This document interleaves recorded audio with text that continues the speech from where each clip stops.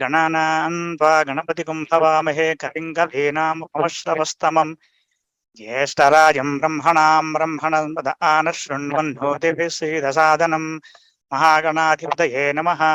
प्रणो देवी सरस्वती वाजेभिर्वाजनीवती हेनावत्रयवतु सं सरस्वत्यै नमः। श्रीगुरुभ्यो नमः। Harihi Om. Aruna Krishna is housed in Krishna Yajurvedam.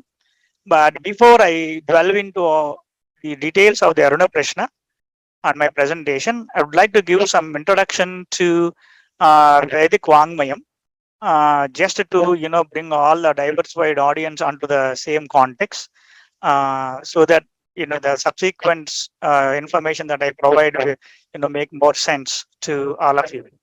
So let me tell you about the outline today. And the part of the introduction, I would like to talk about the Vedas and Vedangas.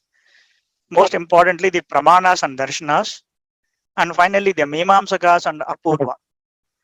Then I'll talk about the Aruna Prashna, details of Aruna Prashna, where exactly it is located in what Veda, and what are the benefits, and who does, and why. Next, I'll talk about the journey and what made this research this way. Then I talk about the topics of the book that I covered.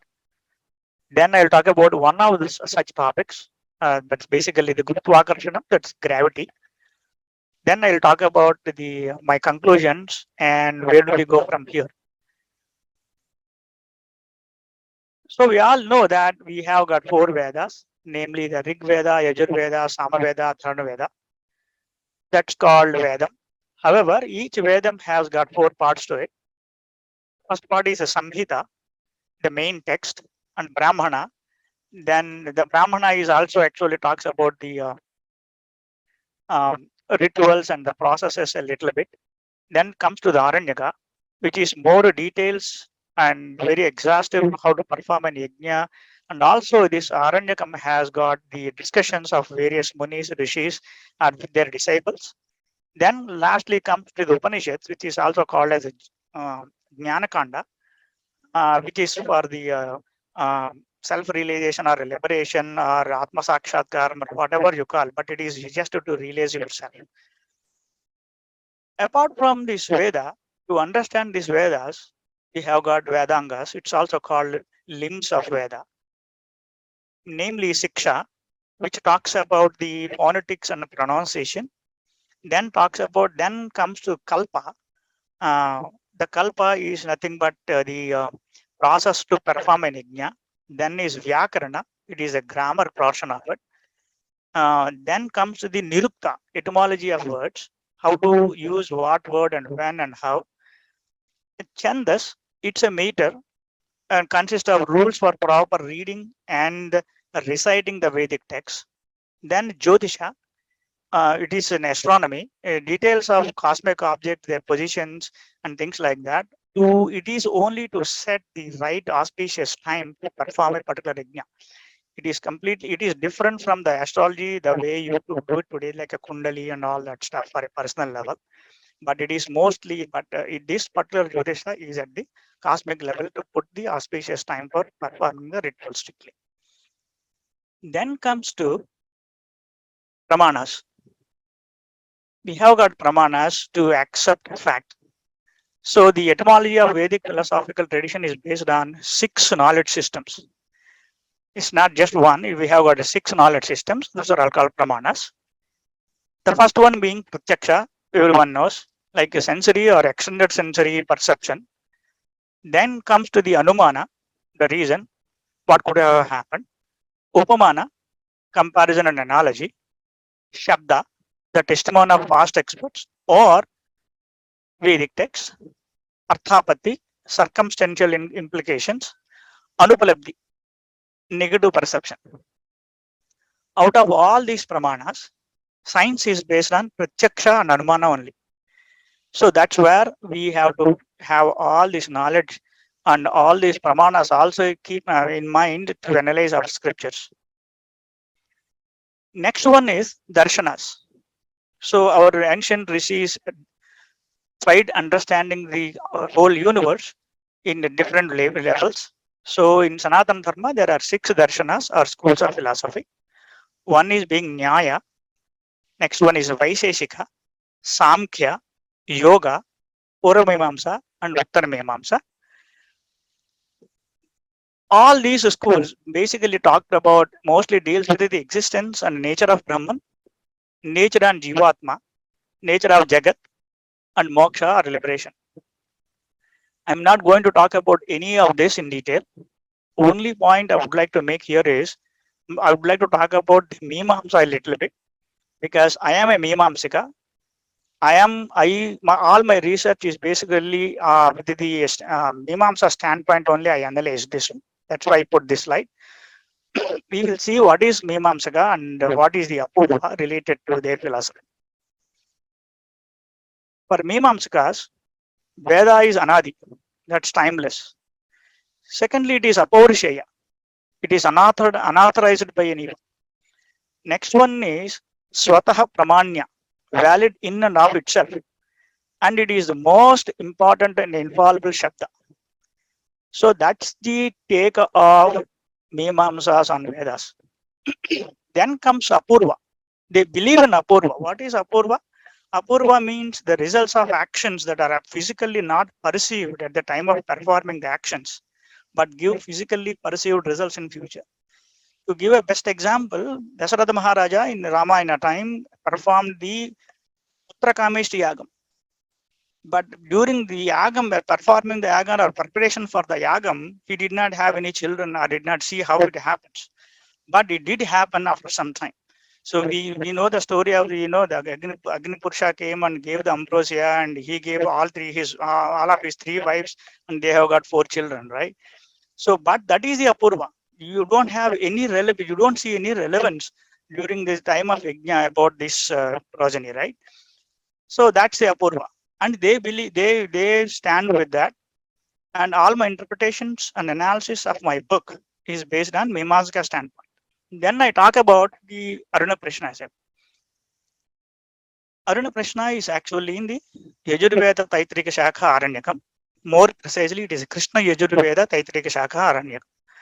It contains around 32 Anuvakas, housing 132 Panchatis. Panchatis is nothing but Veda mantras. The mantrams of Arunam or Aruna Prashna deals largely with Surya Upasana. And that's why it's called Surya Upanishad. And it is conventionally practiced for various purposes, such as life enhancement, removal of eye disorder, banishment of untimely health, progeny, and whatnot. And in this one, a wide variety of subjects are covered, but I'm only covering very few. Then I will discuss about them in future slides. Now, here my research. My research has got some tough questions I asked, when I'm reading this book. So I have been practicing this Aruna Prashna. I was first introduced to this Aruna Prashna in 2005. However, in 2017, I thought I posted myself a few tough questions. First question is, an Aruna Prashna starts with a mantra, Bhadram Ganne Sruniyama Devaha Bhadram Pasye Maksha Viryajatraha. That mantra starts. So all it's saying is you have to have impeccable eyesight, impeccable ear listening skills, and impeccable skin. Basically, all it talks about is everything is impeccable senses. That's fine. Everyone needs it. But the Shanti mantra is also the same mantra. And so then I said, oh, there is something very interesting about this particular Aruna Prashna. Then I started pursuing very closely, word to word for word. Then I realized it has got, as the name says, is Prashna. It is full of questions. Somebody will be asking a question to one of the rishis, and he will be answering. So there are questions, there are discussions, there are conclusions, and also there is open-ended, next steps. I mean, you research it further. So they will leave it like open-ended. So I found it very interesting.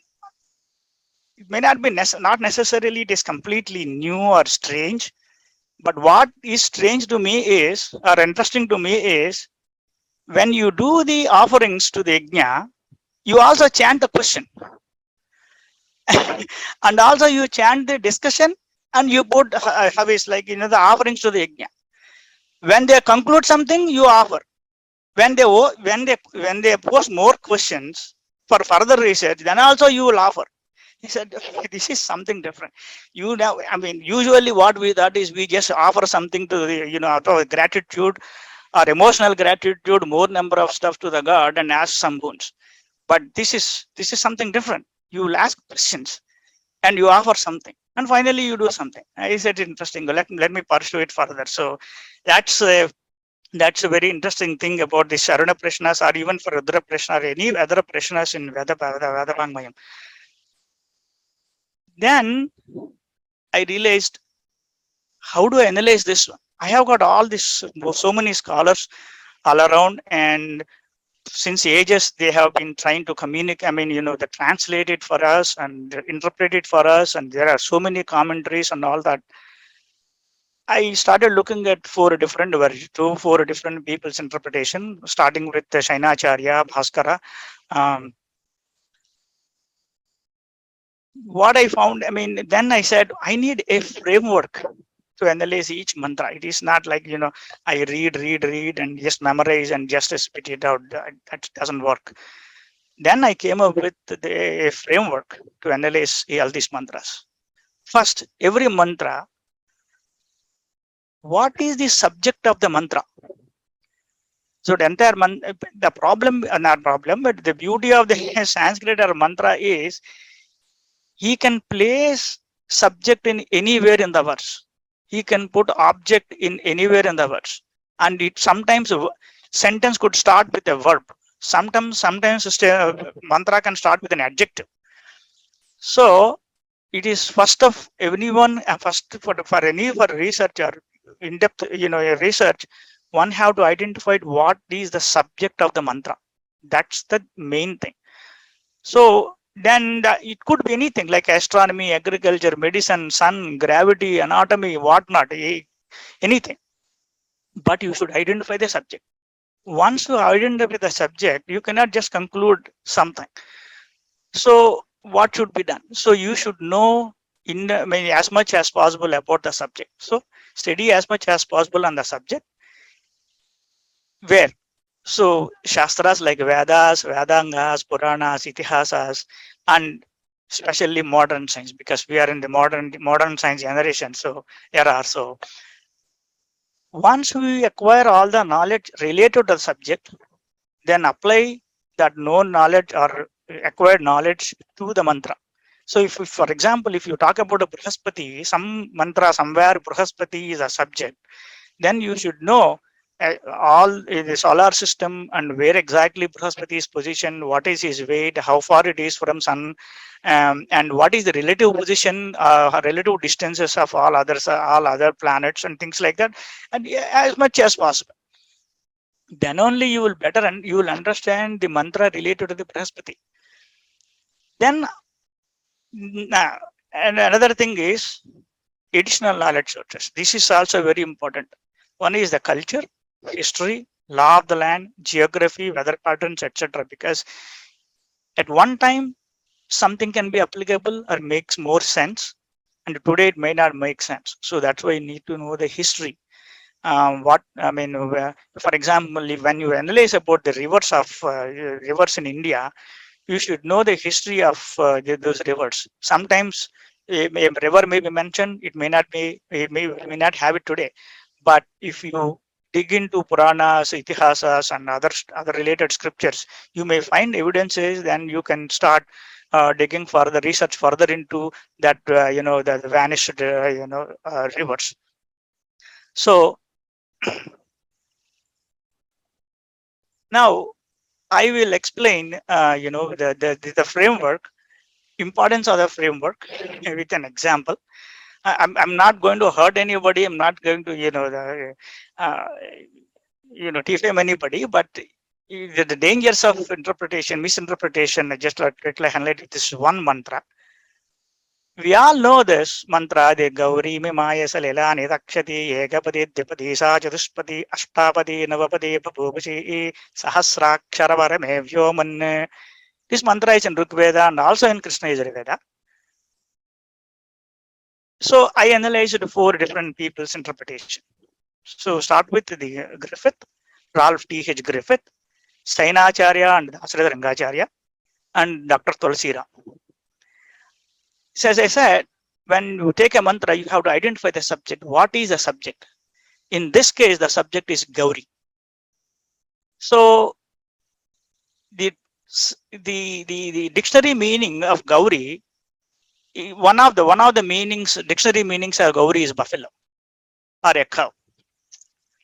And another meaning is a walk. Then other meaning is a light, ray of light. So Griffith, with his limited knowledge, I would say, because if he has studied the Vedangas, he Nirukta, and he won't interpret this way. But he put the buffalo as the subject. And context, I did not understand his context. And for padas, he put literal meaning of pad is foot, and he put foot. And Salilam, he took as regular water, like waters are more granularly, if you call it, flood waters. Then he interpreted the mantra as I given below. We'll come to that later. Whereas a Sainacharya, he took the meaning of for Gauri as subject as walk. And walk has got 4 stages to it. Para, Pashyanti, Madhyama, Vaikari.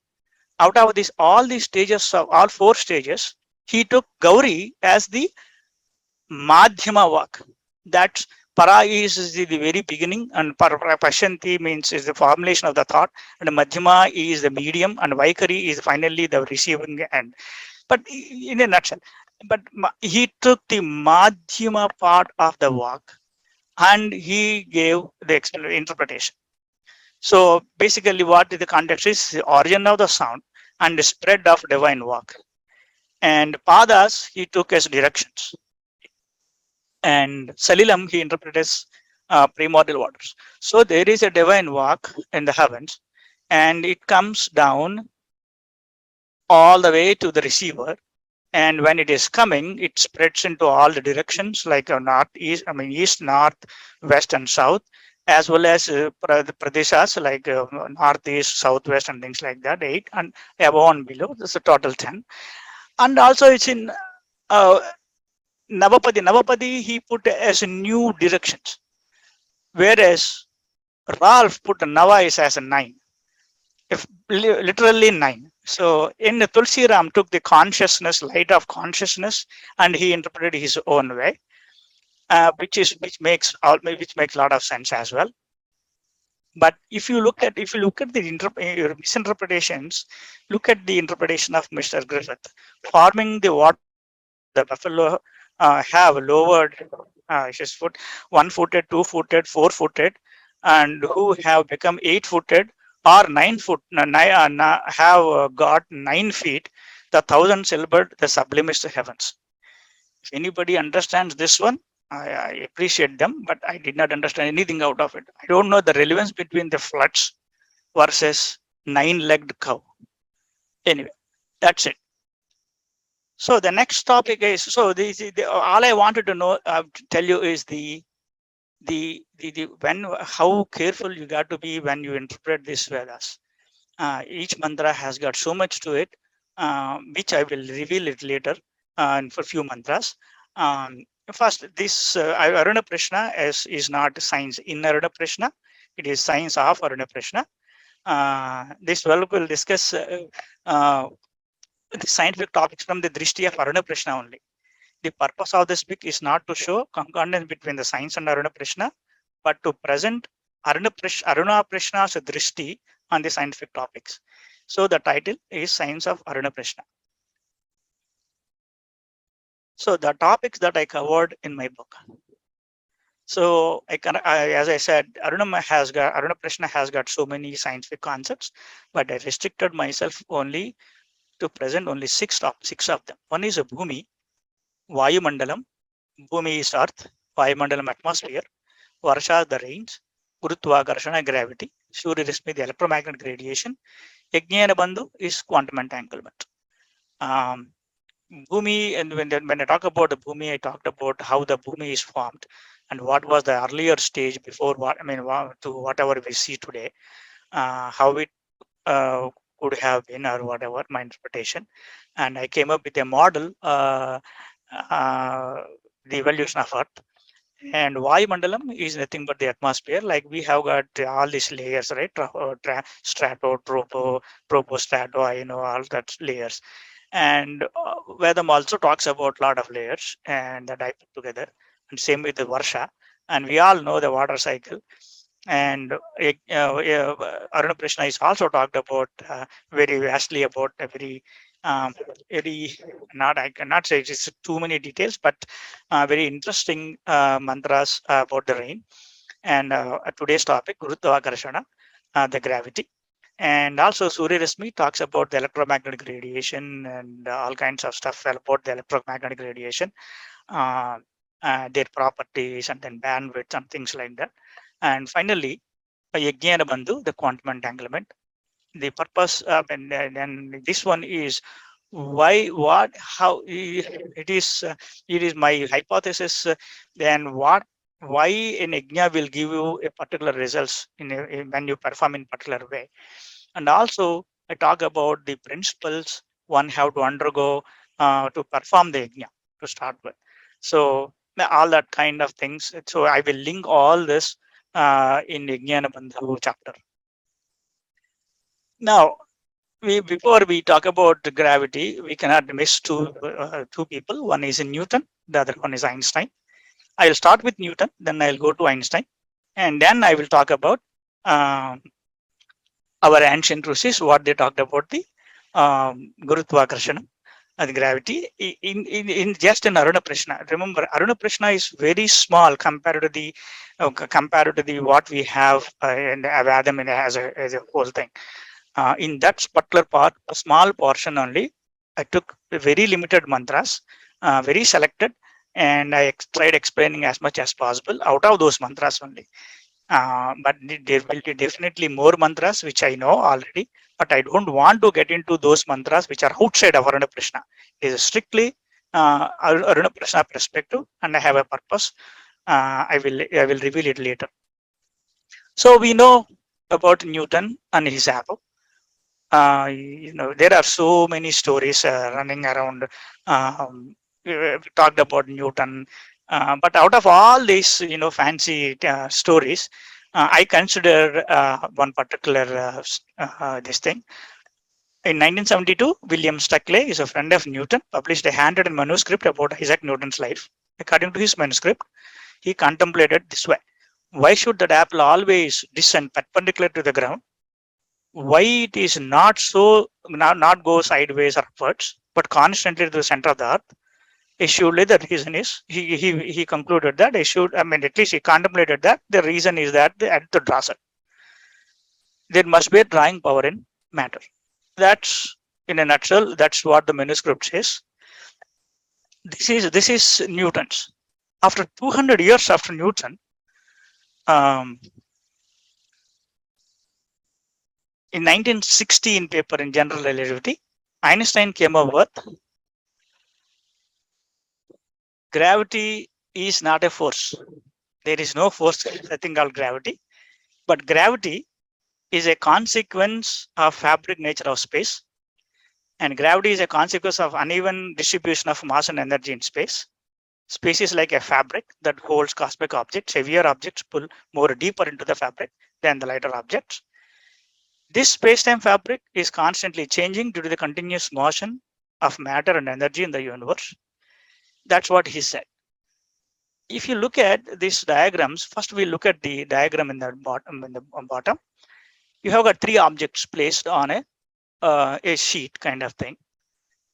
One is heavier object, the green in color. it's pulled more deeper into it compared to the red and the what is that dark yellowish color object. So more heavier objects will be more, it will be more deeper into the same the cloth, if you call. Yeah. So it is since a fabric, since the place is like a fabric, it will be going more down to it. And if you see, there's a dip. So since there is a dip, all other small objects will be in connection with them, in connection with the heavier object. But however, this is only to make people understand what is, what is the pull. However, the diagram above actually shows the real picture of gravity, snapshot of gravity, because gravity is dynamic. So it's a snapshot of gravity, where it actually pulls from all sides. It's not just one side. If you see the below, it is deceiving because it is we always think gravity is always down. It's not that way. It is from all sides. So somebody is nicely put. Now,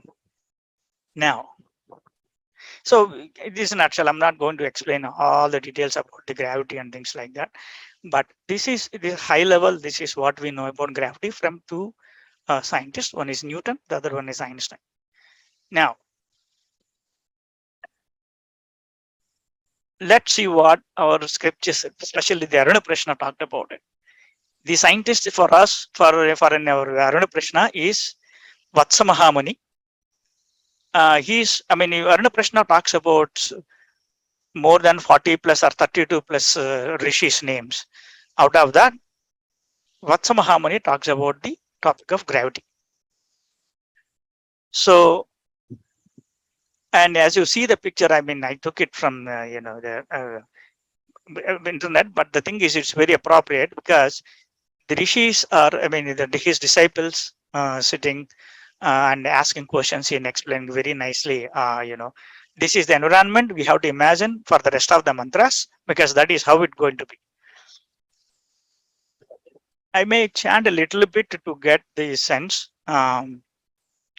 Vedamabhram nivishade kvayagam samvansaromitaha kvahah kveyam devarandre kvamazarutavashritaha ardhamasa muhurtaha nimeshasthrute bhissaha kvema apo nivishande yedito yante samprati kala apsu nivishante apan surye samahitaha abhranyapah prabhadyante vidyut surye samahita. So that's what it says. All it said is, it asked 4 questions. Where are the units of time such as minute, hour, day and night, fortnight, month, seasons and year are residing? Where are they? And where are these water bearing clouds are residing? And where are these waters sometimes go? That's the literal meaning of these verses. Basically, there are questions, and Veda answered its own way. If you literally take it, all the units or periods reside in the apaha. Water reside in sun rays. Water evaporates by sun rays, forming clouds. The lightning resides in the sun rays. That's the literal meaning of these verses. The third one makes sense because we all know that water evaporates by sun rays, forming clouds. But all other 3, it will strange to us, because what is this time units residing in apaha? Apaha, generally we talk about water, and that means all the time units of time is residing in waters. Then where is the water? Water resides in sun rays. That's a bit absurd to us, because we know that we have got 8 sources of water to store water, like oceans, rivers, lakes, canals and things like that. But it is something different. And finally, the last one is the lightning resides in the sun rays. What does that means? So we will see first we'll see how to understand, how to interpret it traditionally, how it is done in the past, and then I will post my perspective. So traditional interpretation is observe the time. To observe the time, Aruna Prashna considers three things. One is rotation, revolution, and water cycle. Rotation gives day and subunits of day, and revolution gives month, seasons, and year. It makes sense. We all know that. Now, since the seasonal time changes observed through clouds and water cycle, they concluded the time is residing in actual waters. They observed that the clouds are formed by evaporation of water by the sun rays and concluded water resides in sun rays. Aruda Prashna also mentions that lightning is due to sun rays, and it says lightning is also within sun rays. This is traditional way of understanding because the interpretations are actually given this way, like starting from Sainacharya. Now let's look at my perspective. As I said, Aruna Prashna's main purpose is not to explain scientific concepts. Its main focus is the Aruna Ketaka Yajna. So the narration will not be same as we expect out of the science book. It's all about creation of, as this is what I said. We'll create a microcosm and we entangle with the macrocosm. That's the whole thing. During the ritual, Ritviks and Yajamani, who actually really is the performing the yajna, recollects all the knowledge related to creation and sustenance of the universe at a high level, and the solar system and Mother Earth in a lot more details, because we live on Earth and we are performing the yajna on Earth, and we would like to have boons on Earth or for Earth. So at the high level, we'll talk about Arunam talks about the cosmos, like how the universe is evolved and how it is sustaining. Then more details about the Mother Earth. So it is my intention to know the science it is revealing within these mantras while performing the yajna. So there, as I said, there are a lot of discussions and why, and I would like to think about the science over those, the questions. And the subject of the mantras that I chanted just now is the subject is time. Nothing to do with the gravity yet. It is just purely on time. But however, the clouds, it is also described about clouds, right? We will talk about the clouds in the later version of the mantras. And for now, the subject is time. Those water cycle and cloud is part of gravity, as I explained later, okay? The set of mantras I took is from one Anuvakam. So only one Anuvakam, the same Anuvakam. But first portion talks about time. Next portion talks about gravity.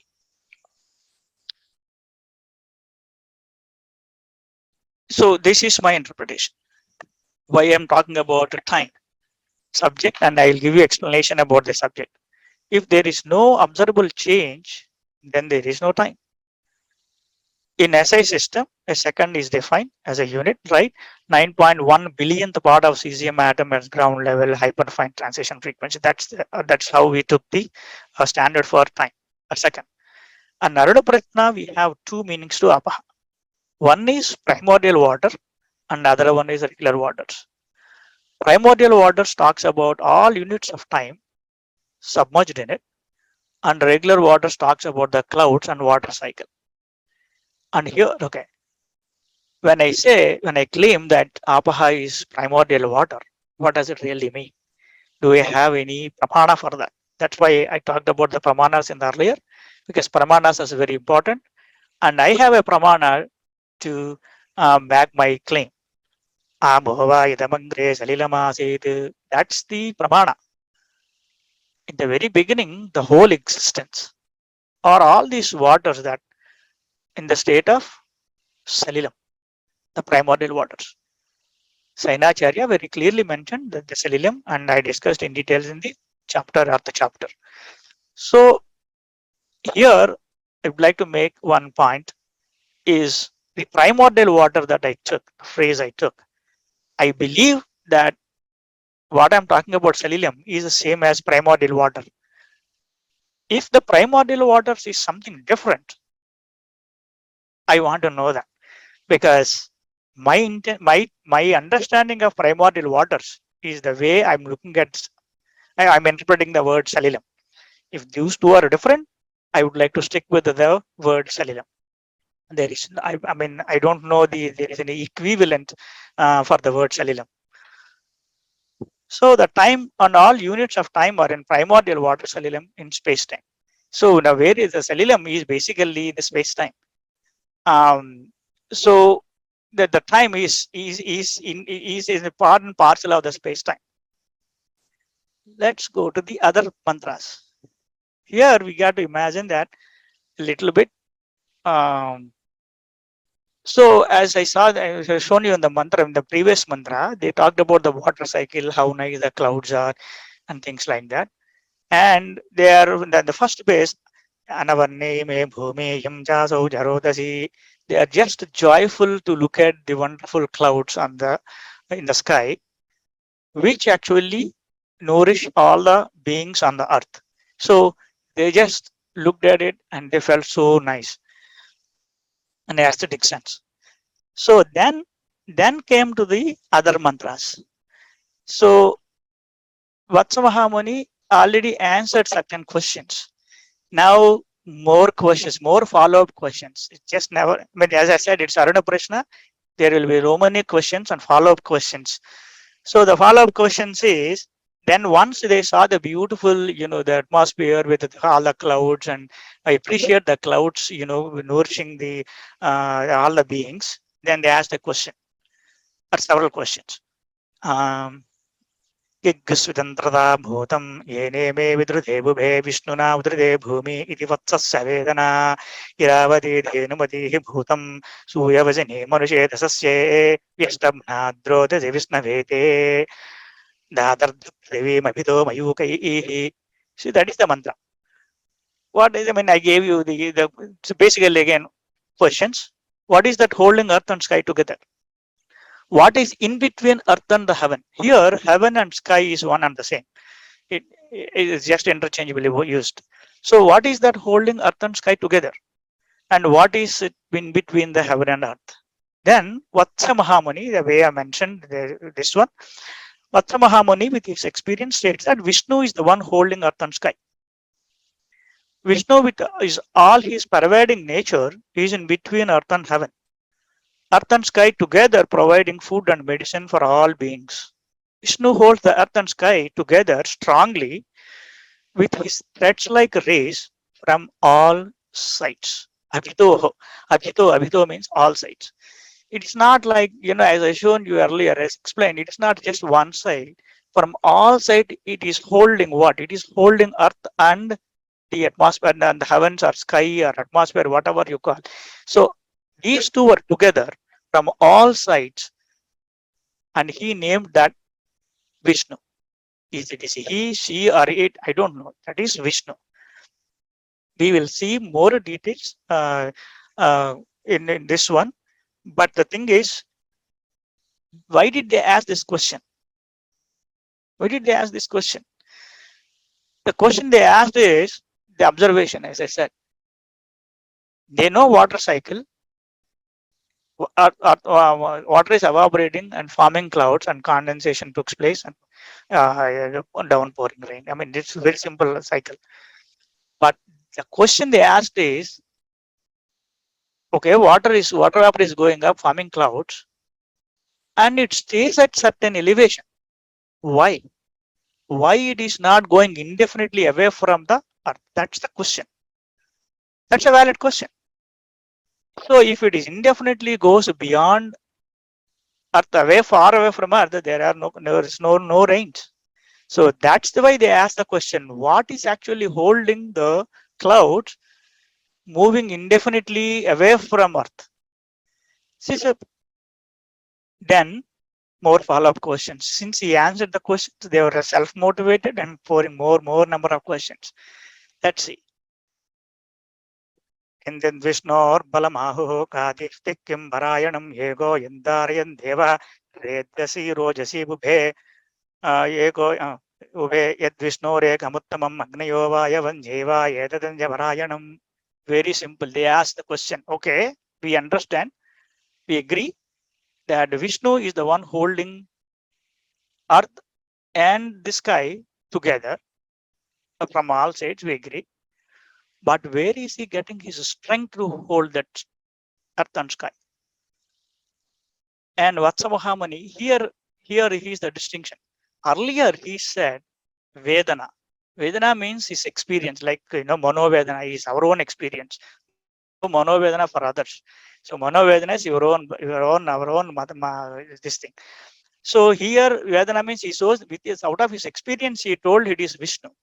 Then when they ask the question, where is he getting his strength? Then he said, as per the ancestors. Oh, Vishnu's strength and capacity to hold earth and sky in place comes from Vataha. Or Vataha is plural, Vataha, winds or Vayu. Then more follow-up questions. Where does the rays of light that Vishnu uses to hold the universe coming from? As I said, Vishnu is holding this from all sides, right? Then they asked, okay, where is that is coming from? We are all getting this. I mean, there are multiple interpretations for this light thing. One is just light, other one is consciousness, and other one is electromagnetic radiation and whatnot. But they ask the simple question: where does the light of light Vishnu uses hold the universe? Then he and another last question they asked is, who are Vishnu's helpers? For both of them, he said, as per ancestors, it is indestructible. These rays are indestructible, and Vishnu possesses light of the entire universe. So now we need to contemplate on what exactly that indestructible rays. Akshara Deeptruchate. Okay. Next one is Vishnu's helpers. Then simply he says various Agnis such as Arunaketuka Agni and the associated Vayu friends and all Devatas are Vishnu's helpers. So who are all these? As per our this thing, we have got Vayu god and Agni god in space. So the diagram actually shows Pauranically there we put the Vayu god and Agni Devata and Vayu Devata, and they represent the space-time fabric as well as the energy, that inseparable energy, what you call. So in within the space-time. So now, so this is my, as per my methodology, this is subject, context, and object. So he's talking about the Vishnu, gravity, context is space-time, and the object is Bhumi. Bhumi is the second vachana, the vachana. So it has got Bhumi as well as sky or heaven. And here we have got the interesting words, but I interpreted Vataha as winds, Mayoka is rays. Vishnu is several names, several meanings to Vishnu. We have got the Vishnu Sahasranama. He has got 1,000 different aspects of Vishnu on the Almighty, all pervading. And the alternate interpretations that I used Vataha. I know we all know that there are no winds outside the atmosphere of Earth, outside the Earth vicinity. So what is this? What is this winds are coming? What is this winds he's talking about? I believe that he's talking about the media with full of troughs and peaks and troughs, which will actually facilitate which has got the waves like the way we observe in the ocean.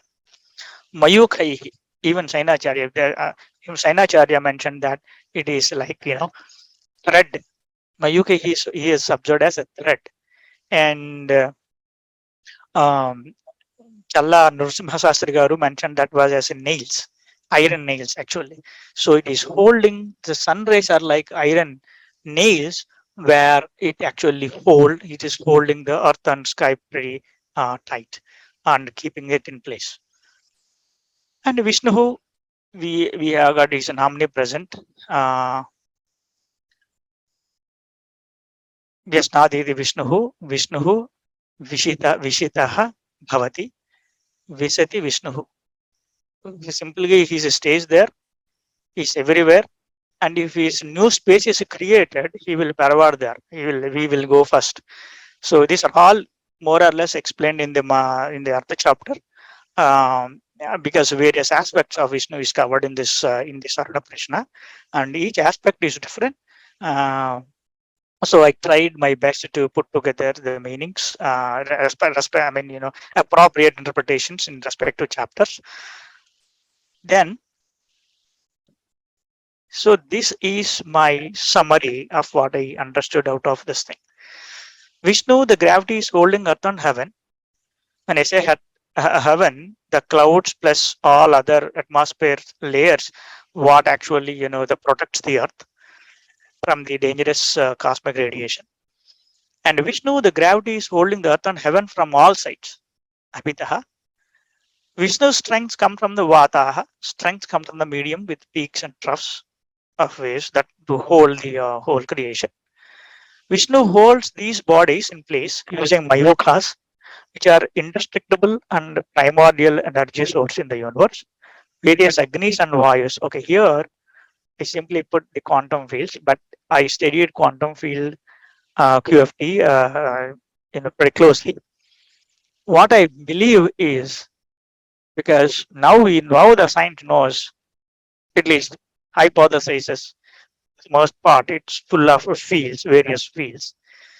I believe what he is talking about is the quantum fields, or the yet to be known fields. I don't know. Um, so I put together, like, Spaceberg is full of the fields, gravitational fields. Next one is Vatsa mentioned this knowledge. Okay, here is the point. Okay, Vatsa mentioned this knowledge is passed on to him by lineage.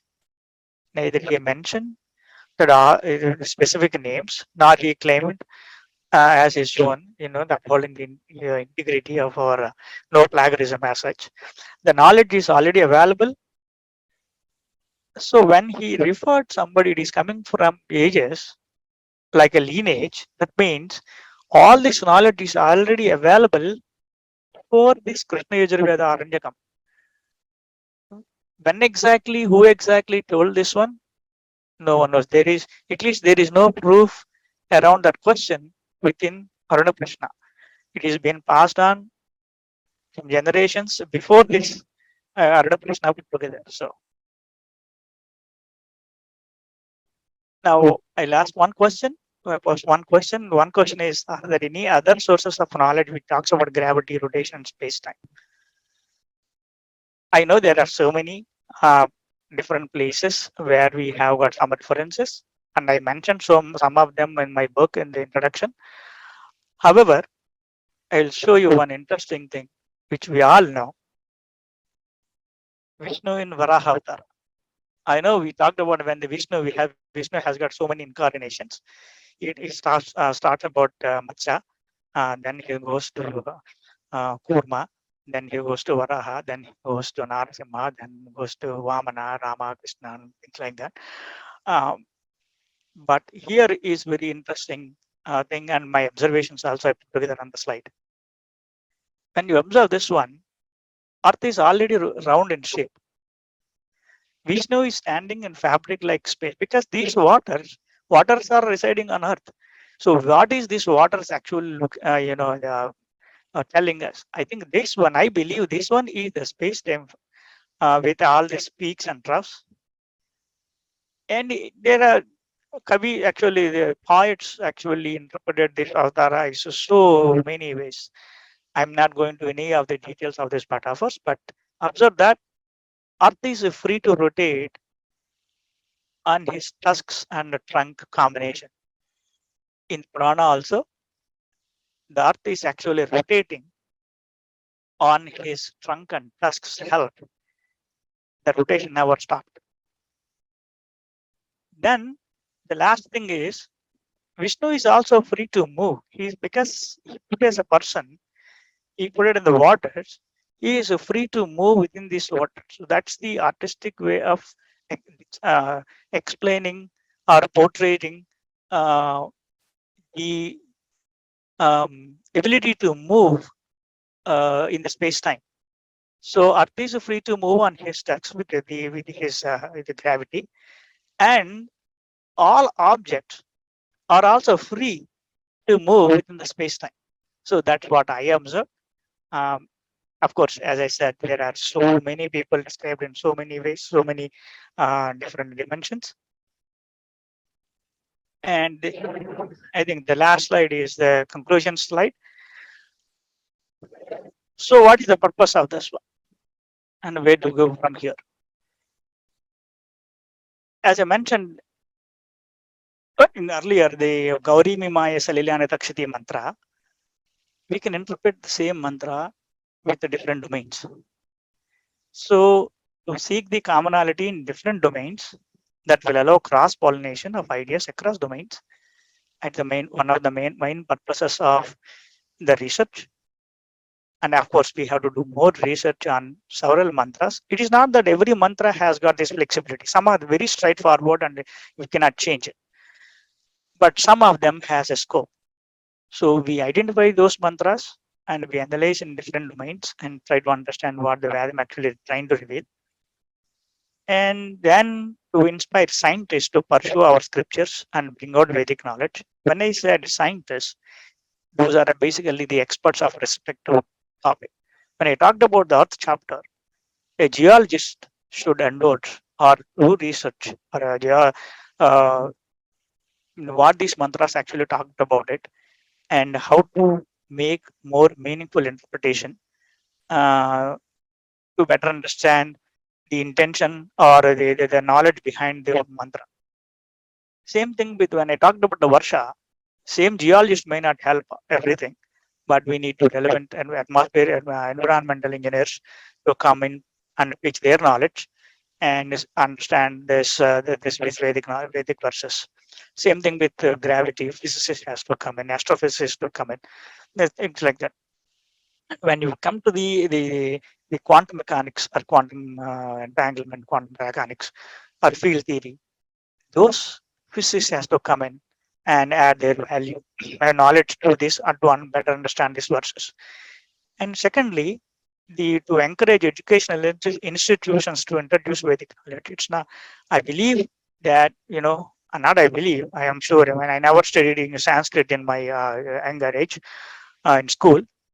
But once we start introducing this kind of knowledge, I think that will be greatly, we will know more truths about our Vedic knowledge. And most importantly, we have to bring together the Veda Pandits, Sanskrit Pandits, and scientists to research on such scientific topics. So why Sanskrit Pandits? Sanskrit Pandits gives you the Vyutpatti or how to Vyutpatti means the what you call exploring a word or give the new meanings to the same word, looking at the roots. That's where they help because mantras doesn't change. However, the interpretations could be changing because that's what this whole Krishna is all about. And why I need scientists is no one knows all the knowledge about this universe in every area of the science. So respective scientist has to pitch in and contribute to interpret this mantra with the help of Veda Pandits and Sanskrit Pandits come together and um, we and give new new interpretations to connect back to Veda scriptures.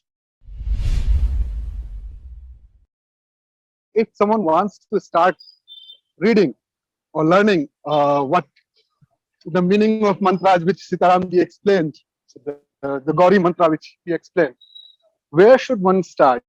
With Nirukta or with Vyakaran? Or with Shiksha or Kalpa or all those Vedangas are there. So from where one must start? I mean, Thanks. There is no one specific book. One specific thing will give you full knowledge. No specific thing will give you full knowledge, but you should have a comprehensive idea on all these six. Because first of all, you should know. When I said the Siksha, when you have got the Samhita, you have got the Padapata.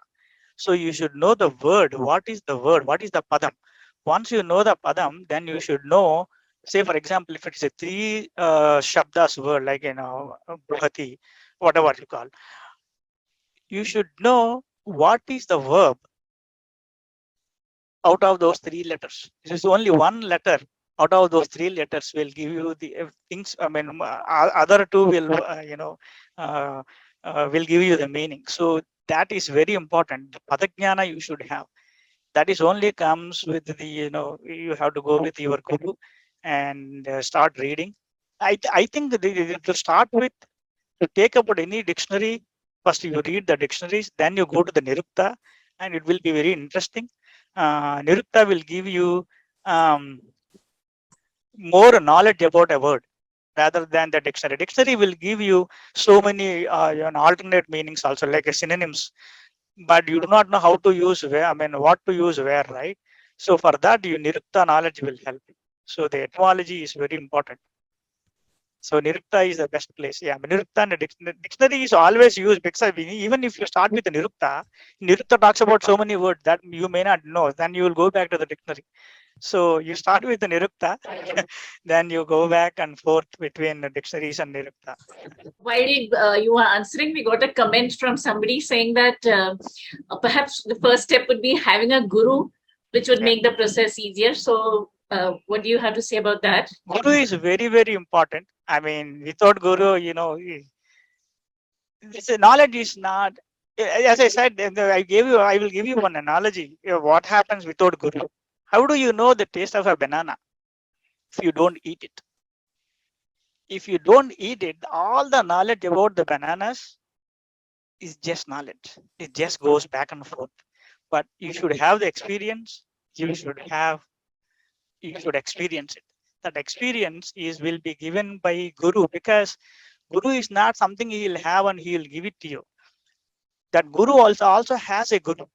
That guru also has a guru. So it's not the person who actually giving you some knowledge or something. It's not the guru. Guru is an entity. That entity has a lineage. That lineage comes back to the actual rishi who actually experienced the mantra's meaning. So because of he experienced, there is a connection between all these rishis, all the way to your guru, whoever it comes to you. But he has to be an authentic guru. He has to be an acharya who has to practice also. So out of all this lineage, if somebody is more knowledgeable than actually the practitioner, it doesn't matter, because he don't have experience. He has got everything, knows everything about the banana. He never tasted banana. So I don't really believe in these people. It's all intellectual and entertainment kind of thing. They put words over words, but they just, you can figure it out. He's just talking. He knows not of words rather than experience. So the lineage very important. The practice is also very important. You have to have certain principles to get through this one. So once, and also your body, your actual physical body is also has got a lot of knowledge, because it's also made of the same elements that universe is made up of. So your body also starts resonating when you meet your guru, and you will absorb more faster, quicker, in a right direction when you have a guru. I mean, of course, if you talk about just the knowledge, you can get more number of books and more interpretations, more YouTube videos. That's good, That's only so. It can only take you so far. But if you have a guru, that will give you fulfillment. You took the hymn mantra about the time and made a jump about gravity, right? It talked about where does the time reside and what happens to water, how does the water reside in the clouds. You took that words and you said it's about gravity. Maybe the next verse where you said the Vishnu is holding by rays, and that you probably equated to the space-time fabric. Is that what made you to interpret this particular verse? Like, for example, Sayanacharya didn't interpret as a gravity. because he comes from a different background. Similarly, Tulsi Ram Garu didn't interpret, he went on an Adhyatmic way, consciousness. But you, because your purpose is to find the scientific moodings in this one, you said this particular verse and subsequent verse are actually an example of gravity. That jump was not very clear to me, at least. How did you make that jump? Okay, so that's a very good question, Andy. As I said, those are all two inseparable things. When Einstein came with the theory of general relativity and talked about the space-time, space and time are not two different things, but it is space and time is one particular fourth dimension, like a 3-dimension XYZ. That's also a different coordinate in the space, and its location of a space, a particular location with respect to time. But it is pretty counterintuitive when we studied in probably in the undergrad or 12th graders, or when we are in high school. Okay, why it is counterintuitive? It is because Pratyaksha and Paroksha doesn't help us intuit that way the Einstein did. Same thing is with mantras. This mantra is actually, as I said, these are all sutras. It is very difficult for me to, or anybody to visualize the counterintuitive things. That's why it is counterintuitive. That the very phrase is counterintuitive, because it is not. It is beyond all our regular, the senses. Why I concluded this one is time. One way he is saying time space. Time is residing in time space. And then he talked about the gravity, which is also time space. But these two are two different time spaces, not necessarily, because it is the same mantra, it is the same dialogues, it is the same conversation, just flowing from one question to the another question. So it is like a time flow. So they started about some observation, then they asked some questions. With that observation, he gave a quick answer. Then there are follow-up questions. Then he went more into details about that question. But all these framework of this question and answer is with the space-time and time and gravity. So even he explained time very clearly, gravity very clearly, but both are linked with space-time, because the time is residing in Apaha, that Salilam, and gravity is more intuitive in terms of when you talk about physical objects like Earth and sky, there is a gravity. But he also mentioned about the counterintuitive thing where Earth and clouds are together very tightly. In between there is Vishnu, and above this also Vishnu. He's on all sides. He's protecting from all sides. Even though that is nothing to do with the time, but this is also space-time. This is also space-time. So then I combined these two as one concept, two objects, and distinctly explain and combined it together. Hope that answered you. I know it is tough, but that's my. I've gone back to actually formally studying Sanskrit after I stopped when I was 15.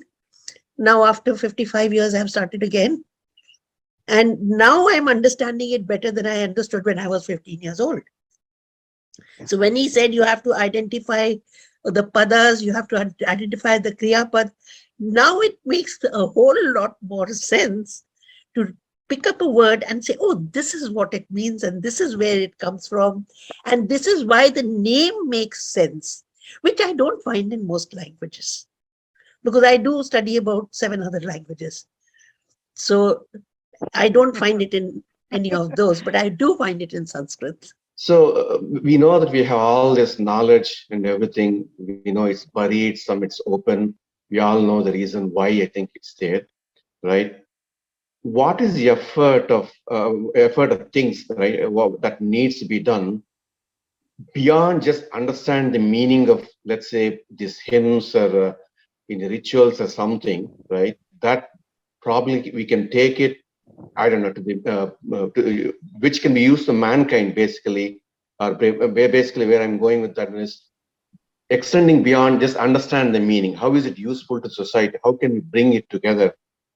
Right? Are you aware of any works or something that has been going on, that has been done? Maybe introduce a concept like this, probably in a curriculum or something in universities that can spur actually some interest or motivation within the people. Otherwise, okay, we know the meaning, okay, you understand, you read it, so on, beyond that. Yeah, I think a lot of research is going on. I think IIT Kharagpur has got some plans, and a lot of people are working on it to prepare some curriculum where it can be introduced in the high school or middle school or high school, from middle school and high school, so that as a parallelly they will study all these our scriptures, because our scriptures is not a simple thing. As I said on the example, you cannot just put the dictionary and just pick one word for out of 10 meanings for one word and just keep translating what the way we want. But it got to be a framework.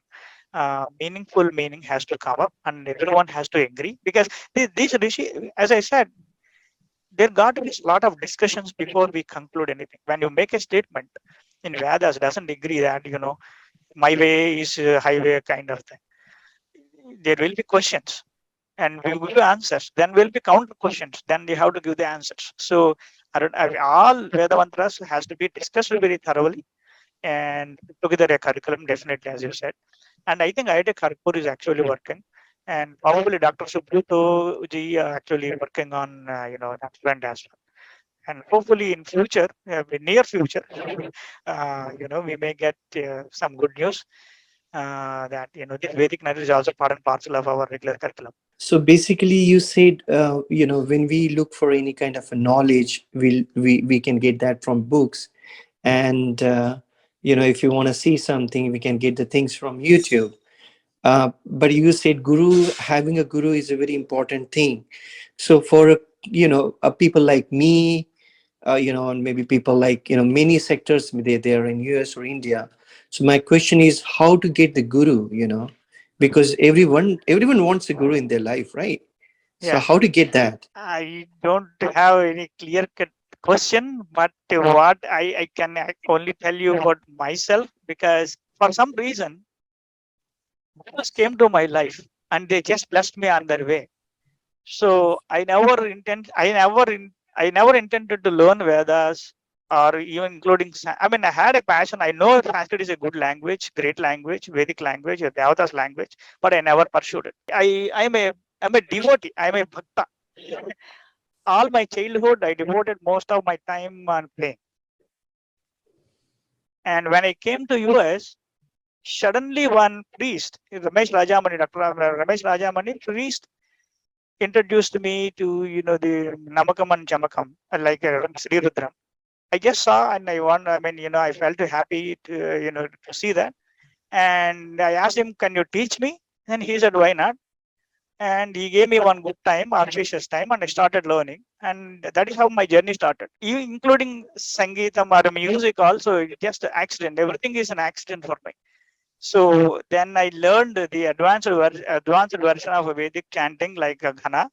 And I came to Houston. I moved to Houston. Then I met a Ganapati on the day one. I came for an interview, and he started teaching me Ghana after I moved.